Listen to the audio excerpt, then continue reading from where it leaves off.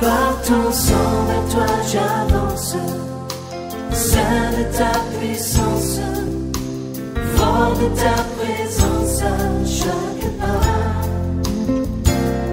En ton sang, ma délivrance, sors de ton...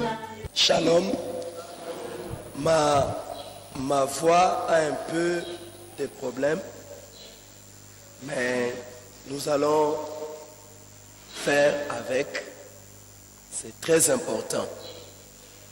Alors, ce que je vais dire d'abord, toute personne normale se marie pour vivre le bonheur. Il n'y a personne qui se marie pour être malheureux. Et toute personne normale rêve d'une famille heureuse. Toute personne normale rêve d'une famille heureuse. Mais le constat est que ce n'est pas tout le monde qui vit le bonheur, tant dans les mariages que dans la famille. Le nombre d'années de mariage souvent ne change pas la chose. Au contraire, ça peut venir empirer la situation. Il y a des gens qui, plus ils sont encore ensemble, plus la situation devient pire.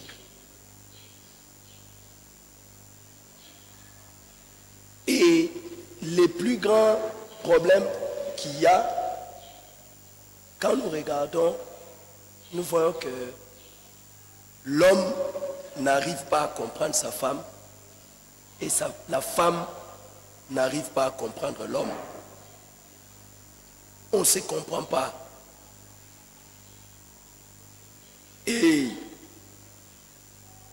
si vous demandez à quelqu'un pourquoi les choses ne vont pas dans votre couple ou pourquoi les choses ne semblent pas marcher dans votre couple, pourquoi les bonheurs que vous avez rêvés, vous ne l'avez pas? Généralement, la balle est jetée de l'autre côté.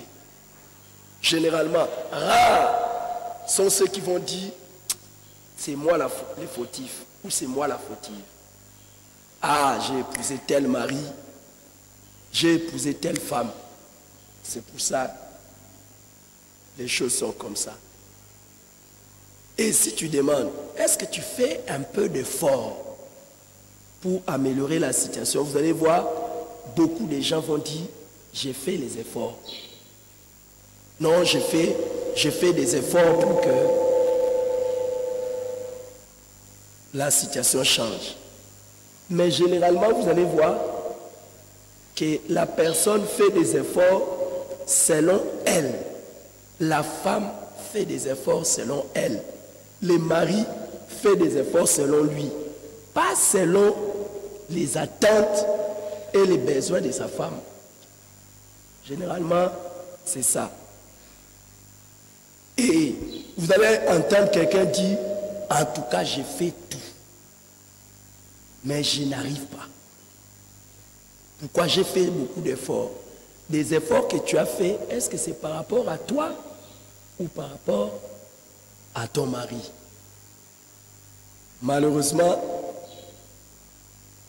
vous allez voir beaucoup de gens dire, je ne le comprends pas.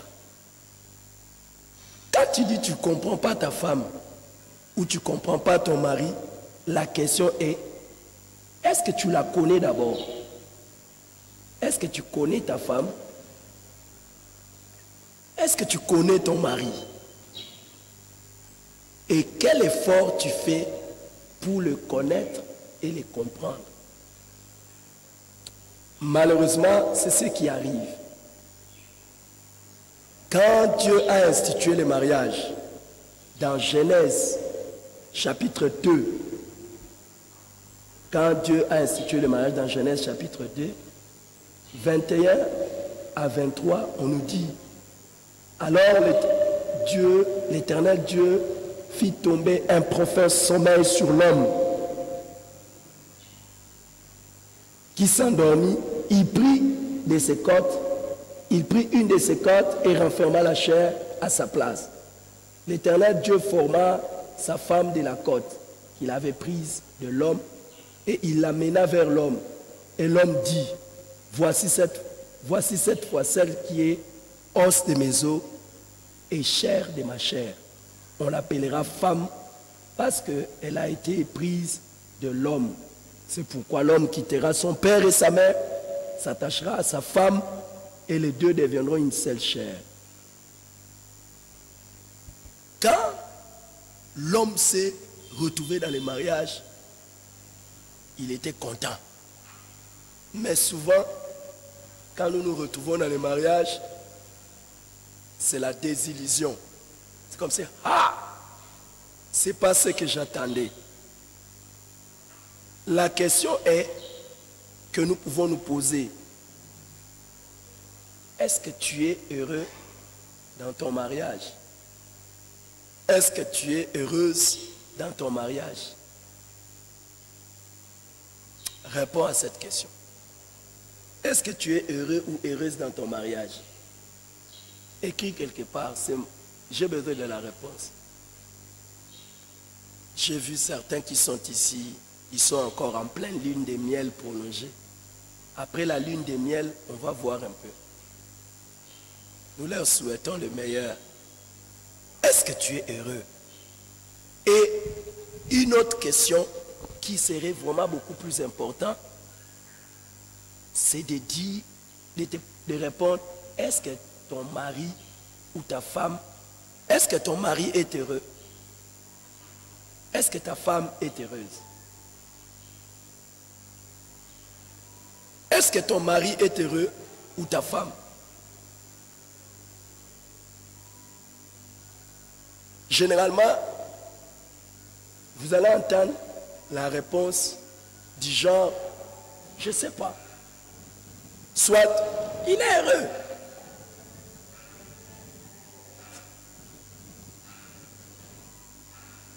Soit vous allez entendre, il est heureux. Soit vous allez entendre qu'elle est heureuse. Mais quand vous posez la question, ce n'est pas nous. Ce n'est pas grave, venez, venez s'il vous plaît. Venez, revenez s'il vous plaît.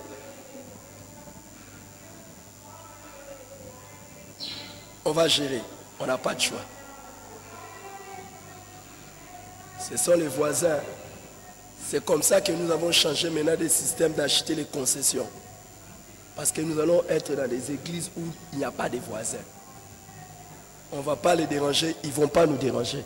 Si vous demandez à beaucoup de gens, ils vont dire, je ne sais pas si mon mari est heureux ou si ma femme est heureuse.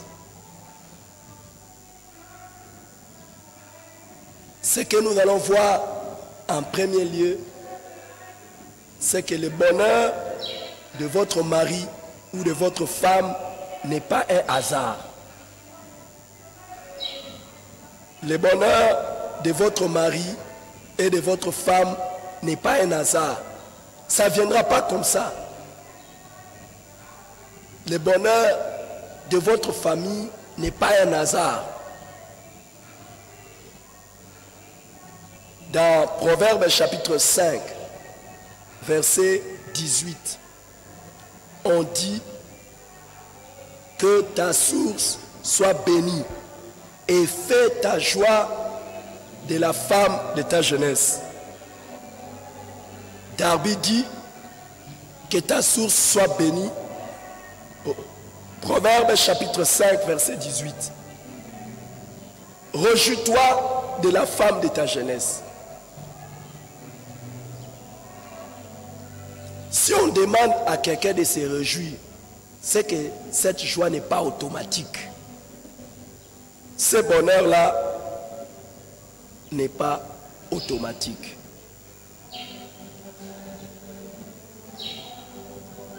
J'ai 5 choses que j'aimerais vous dire au sujet du bonheur de votre partenaire, votre mari ou votre femme. 5 choses au sujet du bonheur de votre mari ou de votre femme. Première chose, c'est que rendre votre mari ou votre femme, rendre votre mari heureux ou votre femme heureuse, ça s'apprend.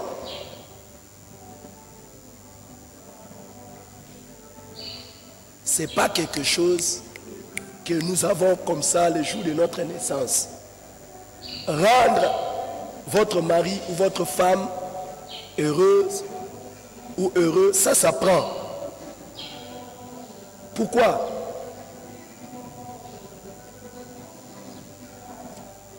Vous-même,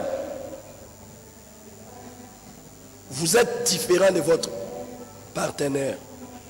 Tu n'es pas la même chose. Il y a une différence entre l'homme et la femme. L'échec de beaucoup de gens, pourquoi nous n'arrivons pas à rendre notre mari ou notre femme heureux ou heureuse, c'est parce qu'on pense, on présume connaître. Beaucoup de gens pensent qu'ils connaissent son mari, ils connaissent sa femme.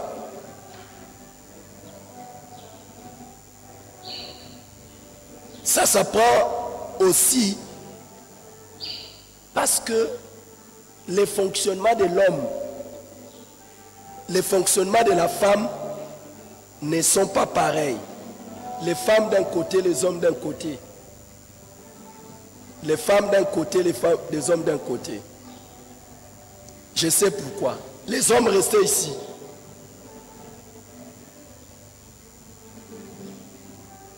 Et l'homme fonctionne différemment que la femme. Je vais poser la question, par exemple, aux hommes. Quand est-ce que vous désirez votre femme? À quelle période du mois vous désirez votre femme? Quelle est la période spécifique de votre mois où vous avez envie d'aller sexuellement avec votre femme?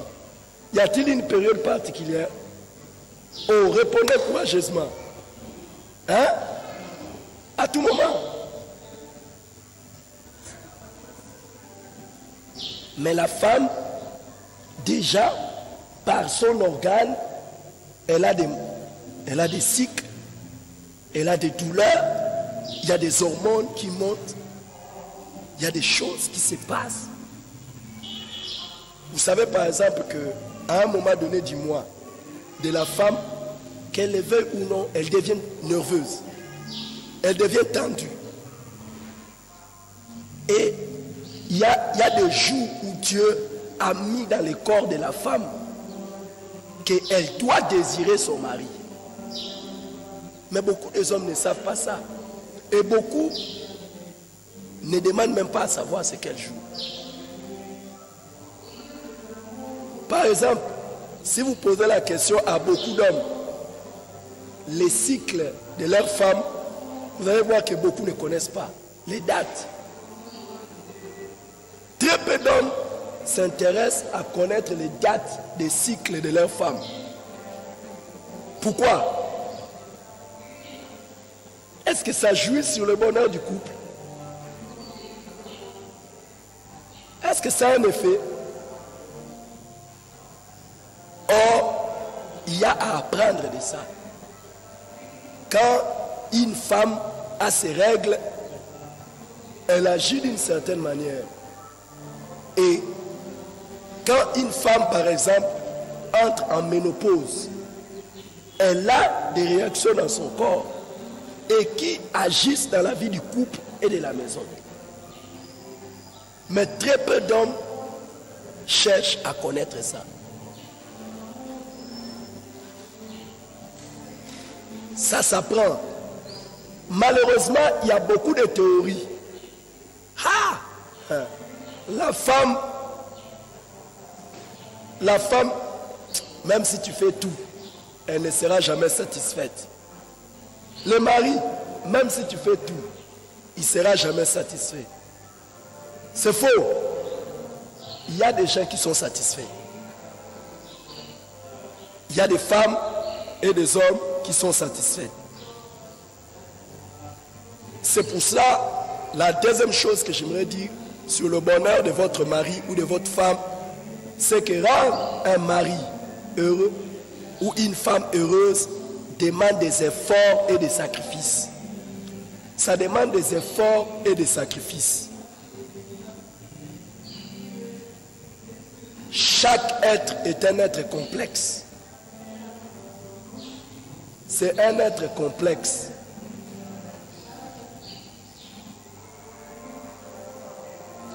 Et si tu veux le rendre heureux ou tu veux la rendre heureuse, le premier effort, c'est d'abord de chercher à les comprendre ou à la comprendre. Cherche à comprendre ton mari, cherche à comprendre ta femme.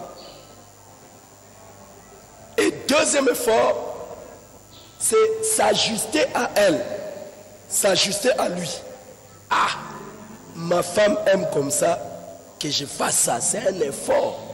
Mon mari aime comme ça, que je fasse comme ça. Et ça demande un grand effort d'humilité. Et puis, rendre son partenaire heureux demande également des efforts parce qu'il faut affronter les opinions des autres. Tout le monde ne sera pas d'accord de ce que tu fais avec ta femme. Tout le monde ne sera pas d'accord avec ce que tu fais avec ta femme ou ton mari. Tout le monde ne sera pas d'accord.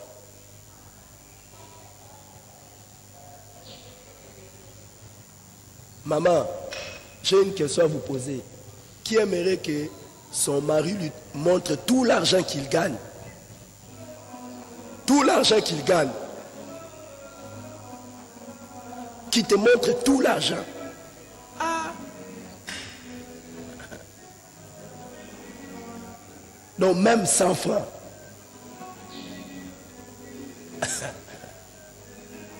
Maintenant ici je pose la question. Qui aimerait montrer à sa femme même les 10 francs qu'il gagne?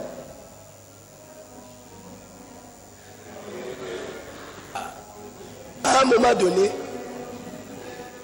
qui aimerait montrer à sa femme même les 10 centimes qu'il gagne?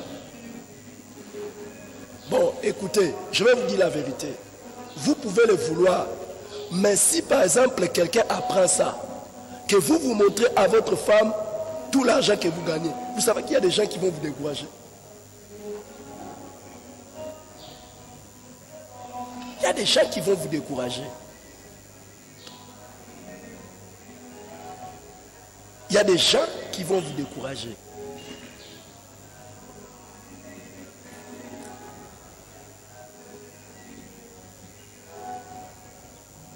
Qui, je pose une autre question ici. Qui aimerait, je demande ici, qui aimerait que chaque fois qu'elle demande les relations sexuelles à sa femme, que jamais elle ne dise non?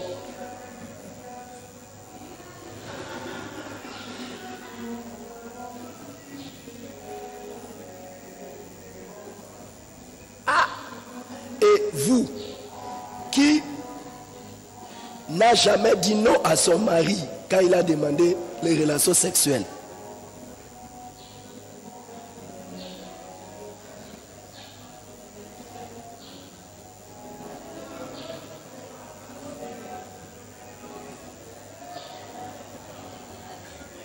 Mais vous voyez, les opinions des gens peuvent vous dire, l'homme si tu lui fais comme ça, la femme si tu lui fais comme ça, elle va te dominer, il va te dominer, il faut faire attention.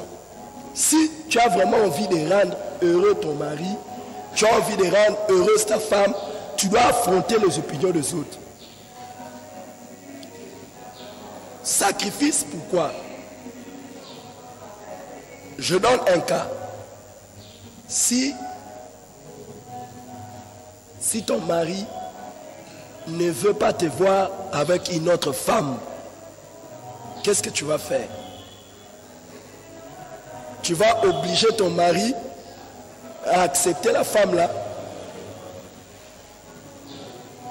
Vous voyez, le bonheur dans le mariage coûte des relations. Je ne sais pas si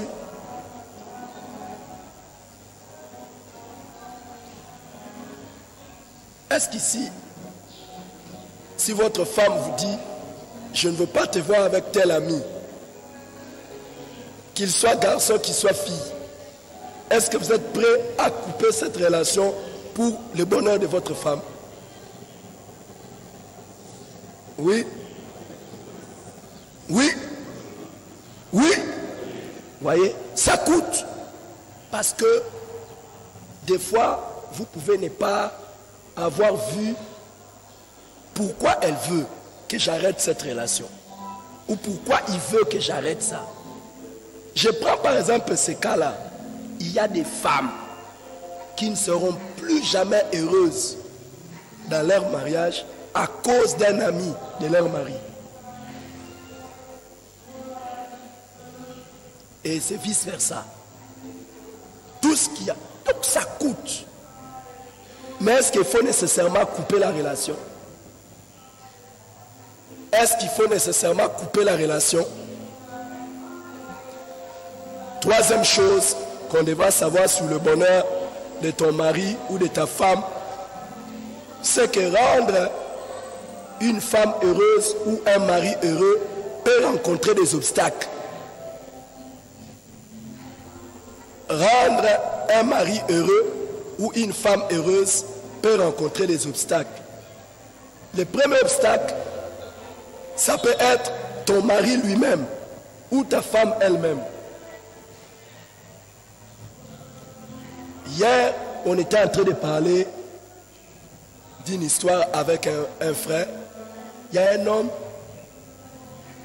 quand on lui a parlé, les femmes, j'ai besoin de vous. Cet homme, on lui a donné des conseils. Quand on lui a donné des conseils, on lui dit non, tu vois la femme, il faut la tenir, il faut l'embrasser. Quand tu rentres à la maison, il faut l'embrasser, la tenir dans les bras et tout ça. L'homme qui rentre à la maison, il veut mettre en application. Il voit sa femme, il fait la bise à sa femme. La femme dit, hey, Keba, ça c'est quoi ça? Ça vient d'où? Donc elle-même, elle ne croit pas. Donc l'obstacle peut être le mari ou la femme lui-même.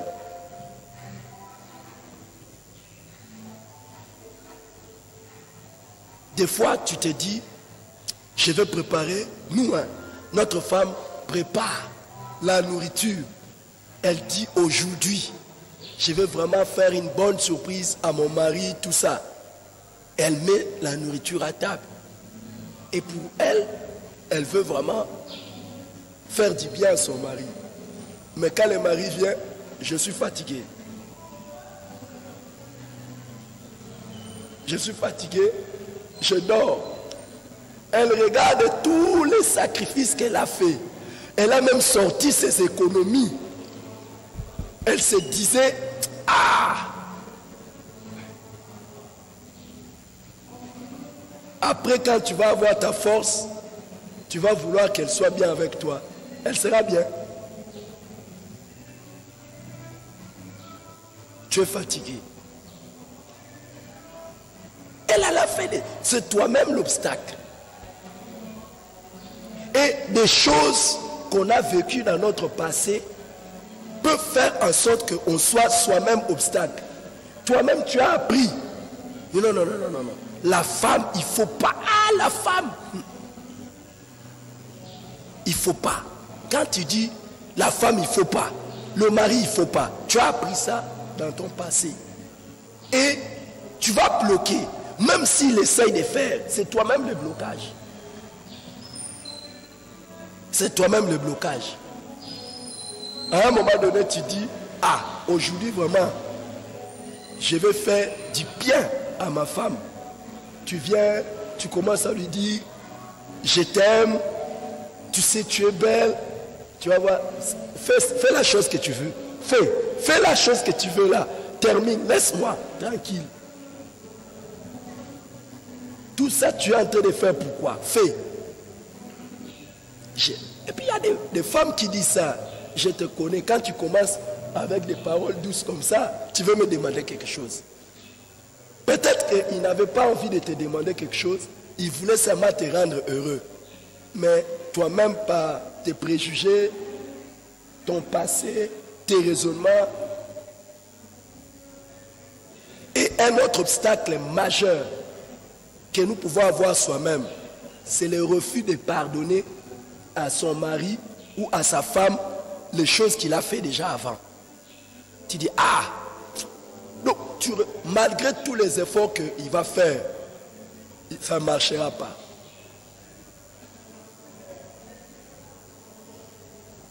Quatrième chose que nous voulons voir au sujet du bonheur du mari ou de la femme, c'est que rendre une femme heureuse ou un mari heureux est une grâce. C'est une grâce. Les amis, réussir à rendre une femme heureuse ou un mari heureux, c'est une grâce. Ça veut simplement dire que Dieu vous a aidé. Dieu vous a aidé. Parce que soi-même, on est compliqué, le mari peut être compliqué, la situation est compliquée.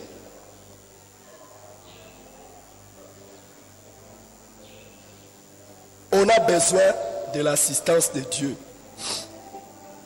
Et cinquièmement, j'aimerais aller un peu plus vite parce que j'ai des choses à vous dire. Cinquièmement, rendre une femme heureuse ou un mari heureux est récompensé. C'est récompensé. Un mari heureux vous traite différemment et une femme heureuse vous traite différemment. Même les enfants à la maison sont bénéficiaires du bonheur de votre mari ou de votre femme. Est-ce que vous savez que il y a des papas qui tapent les enfants parce que ça ne marche pas avec maman? Donc même les enfants souffrent parce que l'un est heureux et l'autre, l'un n'est pas heureux ou l'autre n'est pas heureuse. Maman, est-ce qu'on peut... Ah, laissez-moi. Et les enfants vont recevoir des blessures, les enfants vont recevoir des frustrations. Et même la qualité du travail ou des services de ton mari ou de ta femme va être meilleure s'il y a le bonheur à la maison.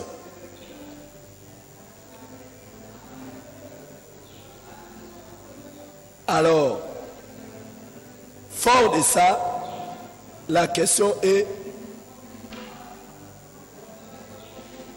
est-ce que tu es une bonne femme? Est-ce que tu es un bon mari?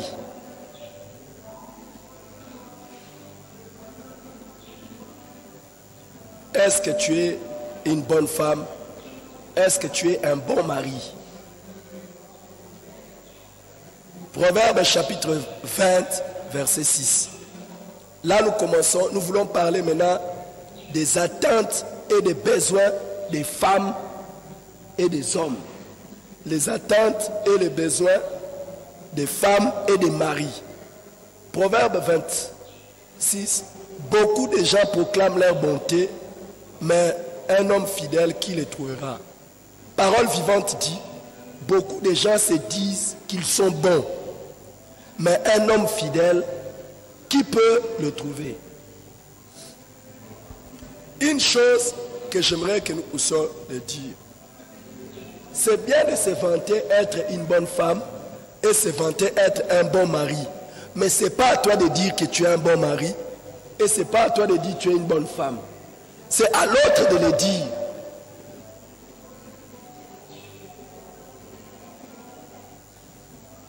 C'est à l'autre de le dire. Et il ne peut le dire que si ses attentes et ses désirs, ses besoins sont satisfaits. Ce n'est pas à toi de le dire.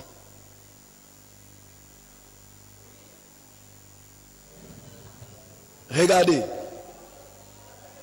Jean chapitre 14, verset 15. Jésus dit, si vous m'aimez, gardez mes commandements. Quelqu'un répète ça un peu. Si vous m'aimez, gardez mes commandements. Si vous m'aimez, la question est, je vais bientôt finir et nous allons partir en atelier. La question est, nous aimons Jésus selon nous-mêmes ou nous aimons Jésus selon lui? Qu'est-ce que Jésus veut dire? De l'aimer selon nous-mêmes ou de l'aimer selon lui? Selon, il dit, si vous m'aimez, gardez mes commandements. Cher homme, levez un peu la main. Qui aime sa femme selon elle? Selon sa femme. Ta femme dit, aime-moi comme ça. Si tu m'aimes, fais ça pour moi. Ah, écoutez, laissez ça. Non, non, non, je ne peux pas aimer ma femme selon elle. Qui aime son mari selon lui? Vous voyez, ça c'est les grands problèmes que nous avons dans les mariages. Nous voulons aimer notre mari ou notre femme selon nous-mêmes. Tel que moi je pense, tel que je voudrais l'aimer comme ça. Non. Si vous avez besoin d'aimer quelqu'un, vous devez l'aimer selon la personne.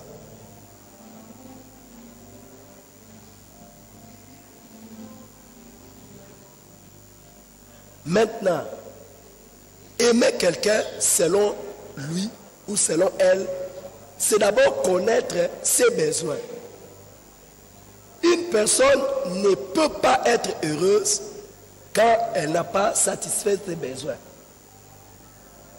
Et quand une femme voudrait que vous puissiez l'aimer d'une certaine manière, c'est une manière claire de montrer quels sont ses besoins. Quels sont ses besoins? Alors les amis, là je vais faire la différence entre un besoin et un désir. Quel est le besoin? Quel est le désir? Quelqu'un peut-il répondre? La différence entre un besoin et un désir. Quelle est la différence? Rapidement s'il vous plaît.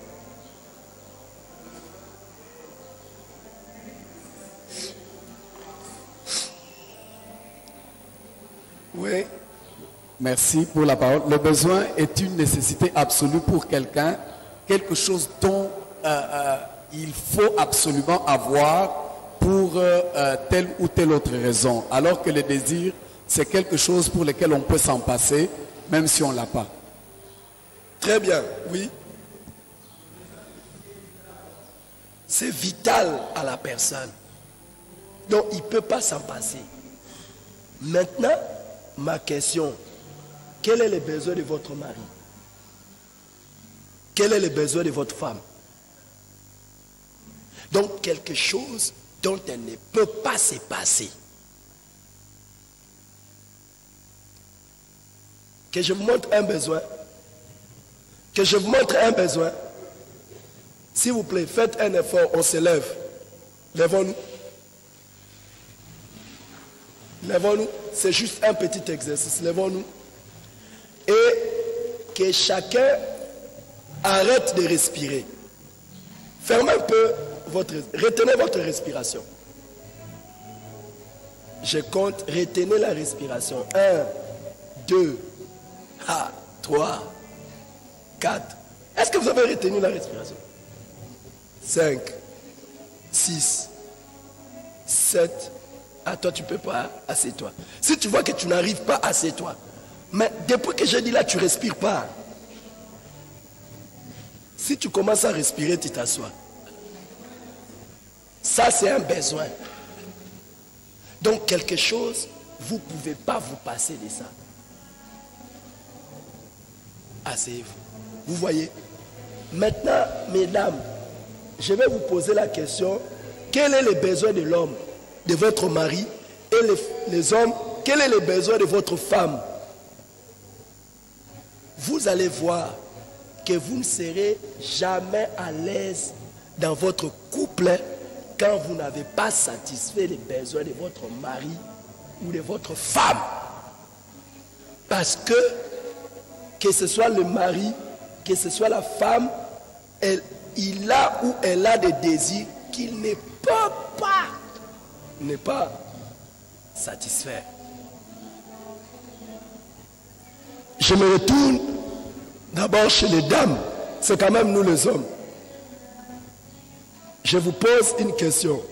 Quel est le besoin numéro 1 de votre mari? Quelqu'un me répond. Une chose que votre mari ne peut pas vivre sans cela. Est-ce que vous savez ça?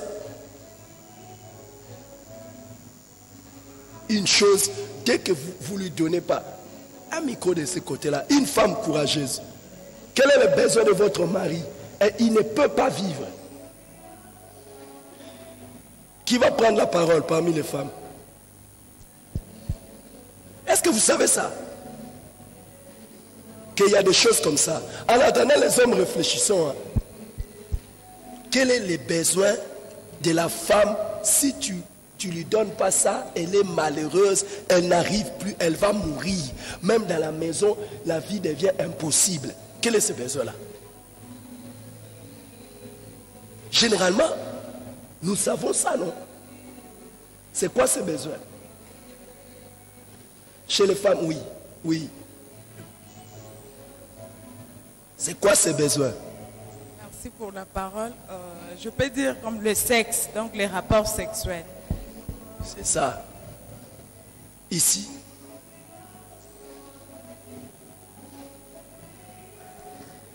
Merci, pasteur, pour la parole. C'est la prière. La prière, oui. Quoi? Quoi? Qu'est-ce que si vous ne donnez pas à votre mari, il ne va pas tenir. Il devient désagréable. La vie à la maison devient insupportable. C'est quoi? Et vous ici, quelle est la chose? Si vous ne donnez pas à votre femme, elle devient insupportable. Vous connaissez ça? C'est quoi? Est-ce qu'il y a quelqu'un qui veut dire quelque chose? Bon, je vais vous... Non, ça va. Je vais partager rapidement les top 5 besoins des hommes et les top 5 besoins des femmes. Si vous ne donnez pas ça à votre mari ou à votre femme, vous ne serez jamais à l'aise. Je commence par qui? Les femmes ou bien les hommes? Les hommes? Hein? Maintenant, je commence par les hommes. Écoutez les amis, beaucoup de femmes ne savent pas que si tu ne donnes pas le sexe à ton mari, la vie ne sera jamais heureuse à la maison. C'est le besoin sexuel qui est le numéro 1. Je suis d'accord avec maman qui a dit que le besoin numéro 1, c'est la prière. Mais demandez à votre mari si vous lui refusez le sexe, s'il va bien prier. Il va d'abord commencer par les confessions, des choses bizarres.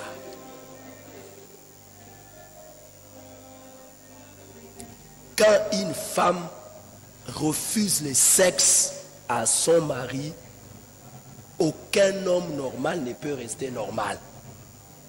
Et le plus grand mal que vous pouvez faire à votre femme, à votre mari, c'est de lui dire non au rapport sexuel.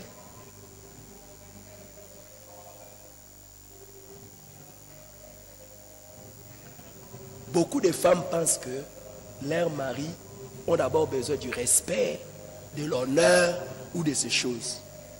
Est-ce que vous n'avez jamais vu un homme qu'on tient comme ça sur le nez, on le tire par une femme? Vous n'avez jamais vu ça? Il faut vous poser la question. Même ce papa ici va chercher quoi avec ses filles? À un moment donné, tu vas voir un homme responsable sortir avec n'importe qui. Ah! Comment? C'est le sexe. En fait, l'homme ne peut pas vivre sans le sexe. Il ne peut pas vivre sans le sexe.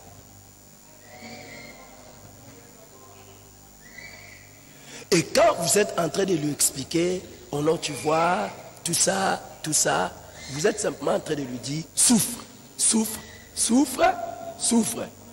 Et surtout que vous ne prévoyez même pas le temps de le soulager après. C'est un besoin. Je dis un mensonge, les hommes. Est-ce que je dis un mensonge? Et inconsciemment, les femmes savent ça. C'est pour cela que l'une des meilleures manières de punir leur mari, ce qui est un péché, c'est de lui refuser le sexe. Et c'est un péché. C'est un péché. Hein? Attendez, j'ai dit un péché. Hein? Un grand péché.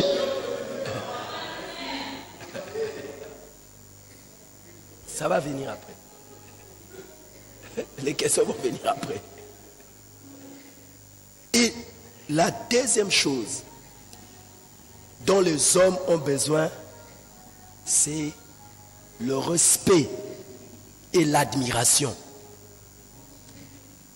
Les hommes ont besoin d'être respectés et d'être admirés par leurs femmes.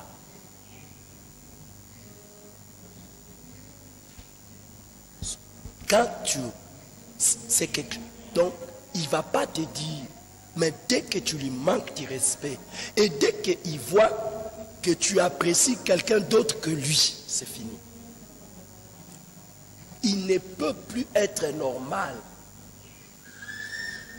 Quand tu lui tiens toujours la tête, quand il te parle, tu as toujours quelque chose à dire. C'est fini. Tu lui résistes à tout moment. Qui aimerait avoir une femme qui lui résiste? Hein? Ces conseils sont toujours les malvenus. Ces raisonnements sont toujours gauche. Ah! L'homme meurt. Et le troisième besoin de l'homme, c'est une maison ordonnée et propre. Quand un homme rentre chez lui à la maison, il a besoin d'une maison ordonnée et propre. Il ne va pas te dire.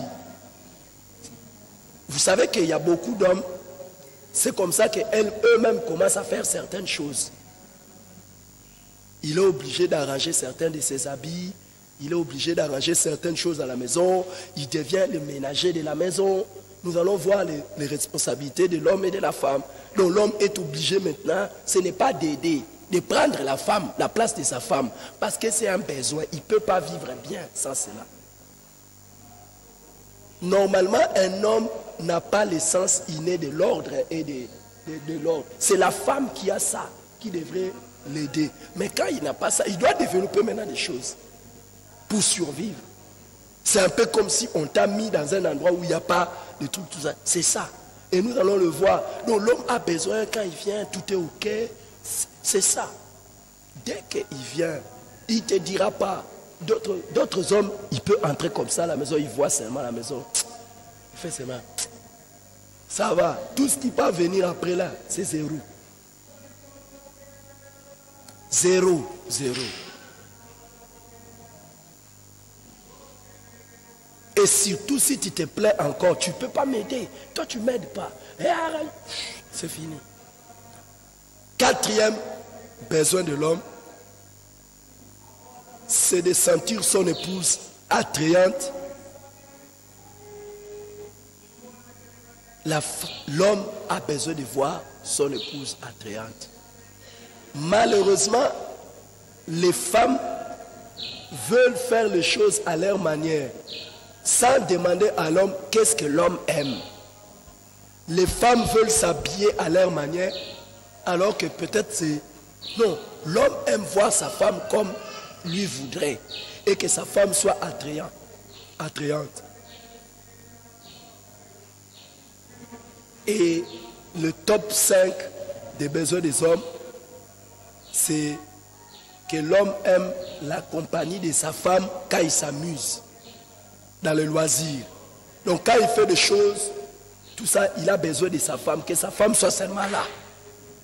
Quand je me détends, je me distrais, pas nécessairement pour jouer avec toi, mais que tu sois là. Quand maintenant la femme n'est pas là, c'est pour ça que l'homme va chercher maintenant d'autres distractions avec d'autres personnes. Que je vous parle aussi des attentes des femmes.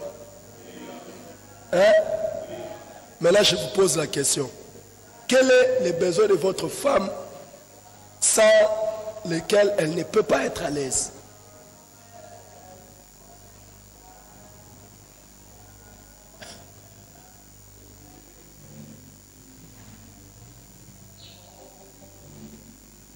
Est-ce que je peux avoir deux réponses? Les besoins de votre femme sans laquelle elle ne peut pas être à l'aise. Elle ne peut pas. Oui. Donnez à papa Pascal et puis à papa Yves. Oui. Merci papa pour la parole. C'est la fidélité. La fidélité. Oui. Vous n'avez jamais vu les femmes qui disent papa, va chercher à toi les femmes ailleurs. Mais c'est moi la maman de la maison. Il n'y a pas de femmes comme ça. Ouais. Je pose seulement la question. Merci pour, je pense, la considération particulière. Exactement.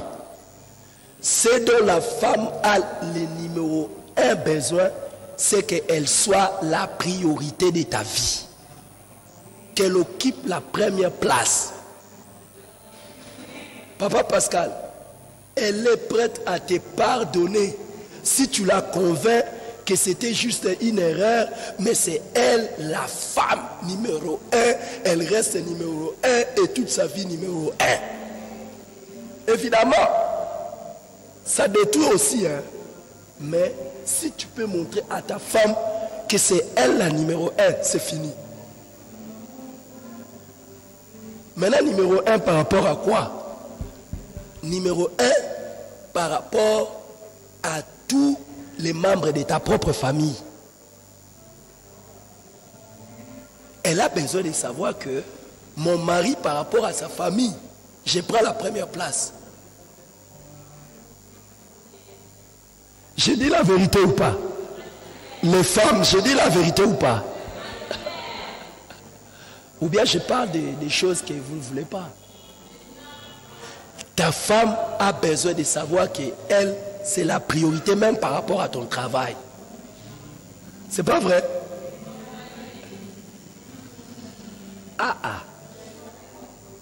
Comme je parle des femmes, peut-être je suis à côté.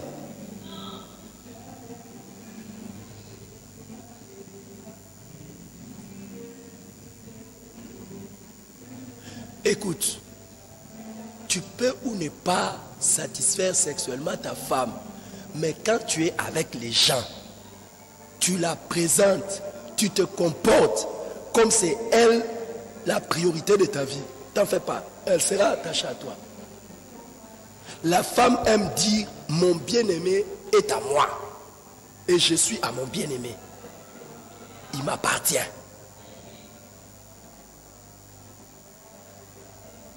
Les femmes, ça va pas? Mais vous réagissez pas. Et la deuxième chose pour laquelle une femme a besoin, et si tu ne le fais pas, elle n'est pas à l'aise, c'est le besoin des compagnons de route. La femme a besoin d'un compagnon de route. La femme a besoin que tu marches avec elle publiquement. Que les gens voient que c'est elle ta femme.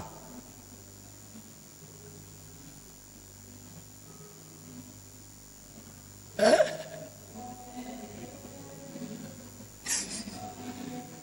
Et généralement, nous les laissons à la maison, nous les abandonnons. Le troisième besoin d'une femme, c'est que le mari soit honnête et ouvert.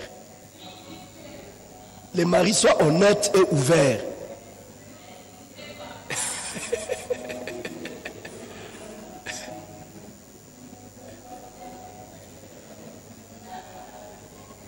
Maman, Qu'est-ce que vous voyez quand vous découvrez que votre mari n'a pas été sincère envers vous? Qu'est-ce que ça vous fait?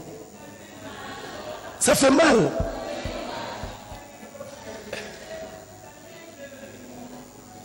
Et c'est le domaine où nous sommes les champions. Les mamans, vous voulez un mari honnête? Vous savez quoi? Beaucoup de femmes arrivent même à dire ceci à leur mari.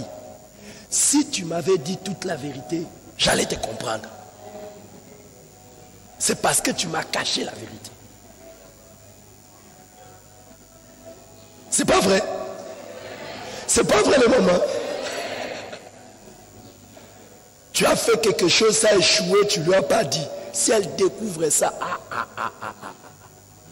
elle va te dire, si tu m'avais dit. Et un quatrième besoin de la femme, c'est la communication. La femme attend. Si tu ne parles pas avec ta femme, tu es en train de la tuer. Une femme a besoin que tu l'écoutes et une femme a besoin que tu lui parles. Les études ont montré que l'homme, en moyenne, dans la journée, il prononce 12 000 mots. Mais la femme prononce 24 000 mots.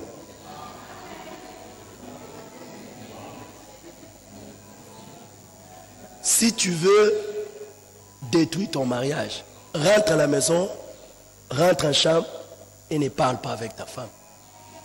Le lendemain, tu sors, tu parles pas avec elle. C'est fini. C'est un besoin. Elle sent ces besoins-là. Et la femme, elle parle. J'étais parti au marché, j'avais rencontré Maman Jackie. Maman Jackie a amené le panier et le panier s'est coupé et nous étions obligés d'acheter le panier de 500 francs. J'ai ajouté. C'est pas comme ça. Malheureusement, nous voulons nous comporter comme nous. On appelle ça futilité. Ce qui est un besoin pour elle, nous appelons ça futilité. Il n'y a pas de bonheur. Il n'y aura pas de bonheur.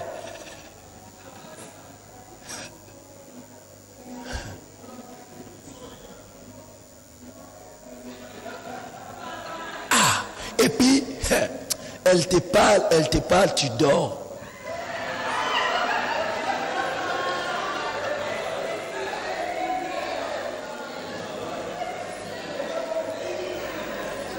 La phrase que tu vas recevoir, va dormir. Ou bien, laisse-moi la paix. C'est comme ça que beaucoup de femmes se résolvent à regarder les télés et à te détendre dans ces choses.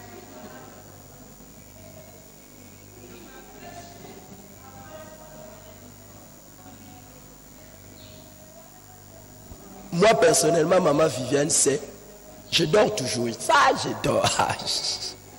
Mais je fais un effort. Et je suis obligé de sacrifier les heures de culte matinal. Parce que, quand elle commence à te raconter, tu vois, quand j'étais parti, je suis arrivé à 7h30. Il n'y avait pas de gens. Je devais attendre les gens. Je devais dire ceci. Tu entends. Et là, tu dois... Et elle n'aime pas que tu montres que tu n'es pas là. Il faut que tu tiens encore le téléphone. Ou bien tu tiens ton ordinateur. Non, j'ai besoin de toi. C'est un besoin.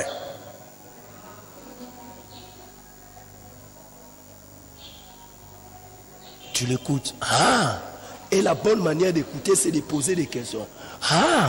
Ok, c'était bien. Là, elle sent que...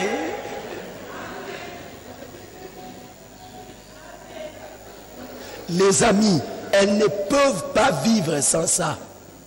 C'est pour ça que beaucoup de femmes qui ne parlent pas beaucoup avec leur mari sombrent dans les commérages. Elles rentrent, ils vont aller raconter à gauche et à droite. C'est un besoin de parler. Et le cinquième besoin de la femme, encore, que je parle de sexe? Non. Le cinquième besoin de la femme, c'est l'affection non sexuelle. L'affection non sexuelle. Les amis, ce qui plairait à une femme, ce n'est pas d'abord le sexe, mais tu vois les attouchements, les bises. Le fait seulement que tu rentres à la maison, tu t'assois à côté d'elle, viens t'asseoir à côté de moi. Qui aimerait ça? Elle met sa tête sur toi, tu mets ta tête sur elle, là. Elle dit, ah, mais nous, dès que tu commences comme ça, c'est pour aller dans les sexes. Pour nous, quand la femme veut rester auprès de toi, toi tu penses directement qu'elle a besoin du sexe. Non. C'est pas ça. Et une femme peut dormir à l'aise et ronfler tant qu'elle sait qu'elle avait seulement dormi sur la poitrine de son mari.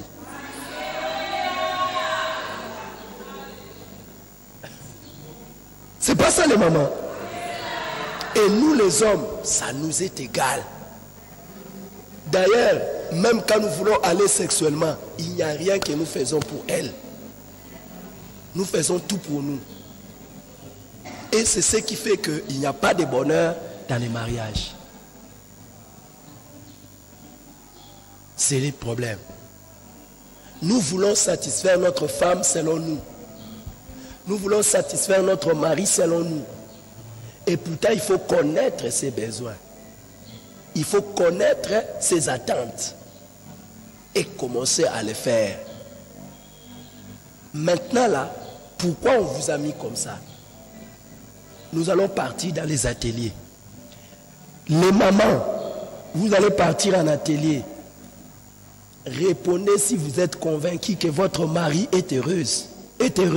Et la même chose pour le papa. Que Dieu vous bénisse. Est-ce que vous pensez que votre mari est heureux? Ça, c'est vraiment une question où chacun doit se poser dans son fort intérieur et qu'il y réponde lui-même en fonction de tout ce qu'il a entendu ici. Quand nous nous marions, que pensons-nous du mariage et surtout du bonheur? Est-ce que nous pensons faire le bonheur de l'autre, bien nous entrons dans le mariage pour que nous-mêmes nous soyons heureux ou heureuses? À part cela, c'est dans le mariage qu'on découvre tellement de questions, parfois qui manquent des réponses, ou parfois des réponses à nos différentes questions d'avant. Et on apprend à se découvrir, à se connaître, à se comprendre. Parfois même le temps aussi guérit, comme on dit, guérit et répond. Mais parfois le début a toujours été difficile. Alors, quant au respect, c'est vrai, on s'est fait une image avant d'entrer dans le mariage. Alors, quand vient le moment de respecter l'autre, où je parle étant femme, je me mets d'abord à répondre sur la question de la soumission. Je me dis, je suis appelée à être soumise telle que la Bible me recommande. Parce que je me dis, la manière dont nous menons notre vie de mariage, c'est différent. Nous, étant femmes chrétiennes, ça doit être différent de femmes qui ne sont pas chrétiennes. Et la Bible, je crois, c'est comme moi et mon mari, on s'est dit souvent que c'est la Constitution. Il peut y avoir un débat, un problème.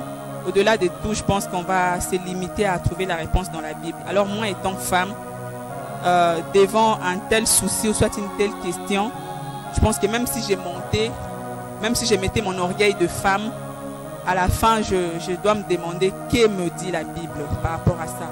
La Bible m'appelle à la soumission. Et je pense que connaître aussi, apprendre à connaître l'autre, c'est pas seulement ça, mais apprendre aussi à accepter. On apprend à connaître, mais est-ce qu'on accepte? C'est ça aussi qui est plutôt difficile. Je sais que mon mari est autoritaire, il n'aime pas ça. Je sais tout ce qu'il est, je sais comment il demande, je sais comment il veut faire les choses, je sais comment il aime manger. Bon, est-ce que j'accepte? Quand on accepte, je pense qu'on peut le faire ou répondre facilement. Mais quand on n'accepte pas, c'est là où se posent peut-être des problèmes. Merci beaucoup. Quelles sont les difficultés que nous rencontrons généralement pour leur faire plaisir ou rendre heureuse notre femme? Difficulté pour communication et les cabines, n'est-ce pas? Des intentions, par exemple. Alors, ezongi na première besoin na biso mibali. Wana na pour rejoindre papa c'est tout ok, mais à 0,1. Donc, soro bimi na ndako besoin wana ezalaki satisfait et les besoins sexuels. Déjà, on est chrétien, tu peux prier, mais au bimi na colère, mais au bimi na esengote. Vous avez esengote, on a stress. Alors, stress, je peux dire. Alors, appelle nous sur la journée, et ça n'a tendresse à penser à à mon cause, même, oui, allô chérie, oui, tu vois un peu. Il y a comme un mécanique, voilà. Parce que dès le départ, les mamans qui sont besoin. C'est pourquoi, ça c'est pour les mamans, vraiment, il faut faire de tout son bien avant que son mari sorte de la maison. Abîme la morale, ou ils ont bien, journée wana, et ils ont bien. L'une des obstacles, la communication, ou n'a manque à tendresse la journée, ils ont privation. Par ton sang vers toi j'avance, saint de ta puissance, fort de ta présence à chaque pas. En ton sang ma délivrance, sors de ton